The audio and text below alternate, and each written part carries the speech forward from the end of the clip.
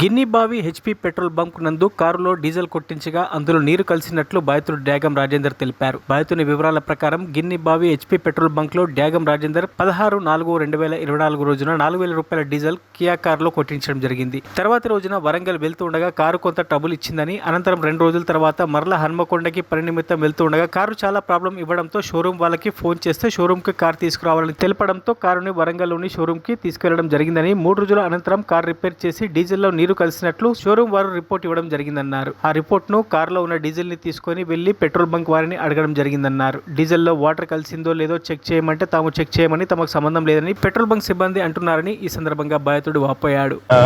April 16 రోజు సాయంత్రం మా car Kia Seltos car number TS08 GS 3696 కార్లో ఏప్రిల్ 16 రోజు ఈవినింగ్ 7 o'clock తర్వాత ఒక 4,000 రూపీస్ ఆఫ్ డీజిల్ కొట్టించాను. తర్వాత 2 days కార్ తీయలేదు నేను. తర్వాత కార్ తీసినప్పుడు పుష్ బ్యాక్స్ వస్తున్నాయని చెక్ చేస్తే షోరూమ్ వాళ్ళకి కాల్ చేశాను. కియా షోరూమ్ ములుగు రోడ్లో ఉన్న కియా షోరూమ్ కాల్ చేస్తే వాళ్ళు తీసుకురమ్మన్నారు. సో వాళ్ళు వెరిఫై చేస్తే ఏమన్నారంటే ఫ్యూయల్లో వాటర్ కలిసాయని చెప్పేసి సర్టిఫై చేశారనమాట. సో ఇది మళ్ళీ ఇచ్చిన సర్టిఫై రిపోర్ట్ ఇది.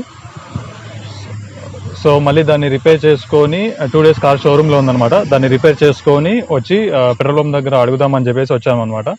ఇక్కడ వీళ్ళు ఏం రెస్పాన్స్ ఇవ్వట్లేదు షోరూమ్ వాళ్ళు, ప్లస్ మళ్ళీ పెట్రోల్ బంక్ వాళ్ళు ఏం రెస్పాన్స్ ఇవ్వట్లేదు. మళ్ళీ ఇక్కడ regional sales officer HP regional sales officer Warangal call చేసినా కూడా నేనేం చేయాలని చెప్పేసి తను చెప్తున్నాడు అనమాట. సో దీని మీద ఎలాంటి యాక్షన్ కావాలని చెప్పి కోరుతున్నాను అన్నమాట. అంటే మీరు ఏం కావాలని కోరుతున్నారు? అంటే మీరు ఆ రోజు పెట్రోల్ డీజిల్ కొట్టించింది అంటున్నారు కదా, అది మన ప్రూఫ్స్ ఉన్నాయా మీకు ఏమైనా? నేను డీజిల్ కొట్టించిందంటే నేను యాక్చువల్గా ఆన్లైన్ ట్రాన్సాక్షన్ చేశాను కార్డ్ ద్వారా. సో ఇది ట్రాన్సాక్షన్ 4,000 రూపీస్ డీజిల్ కొట్టించాను ఏప్రిల్ 16 రోజు ఈవినింగ్ 4,000 రూపీస్. తర్వాత మీరు ఎక్కడైనా కొట్టించారా? మళ్ళీ నేను తర్వాత డీజిల్ ఎక్కడ కొట్టివ్వలేదు. యాక్చువల్ ఆ రోజు ఫుల్ ట్యాంక్ చేయించాను అనమాట. సో ఫుల్ ట్యాంక్ చేయించాక ఇప్పుడు ఆల్రెడీ 1 week అవుతుంది. ఫుల్ ట్యాంక్ చేస్తే దాని కెపాసిటీ 800 kilometers దాకా వస్తుంది అప్రాక్సిమేట్లీ. సో ఈ 16th రోజు కొట్టించారు కదా? 16th రోజు ఈవినింగ్. డేట్ వచ్చేసి ఇవాళ డేట్ వచ్చి 25. ఇన్ని రోజులు మీరు ఎందుకు గ్యాప్ జరిగింది? ఇన్ని రోజులు అంటే మధ్యలో 2 days బండి షోరూమ్ లోనే ఉంది.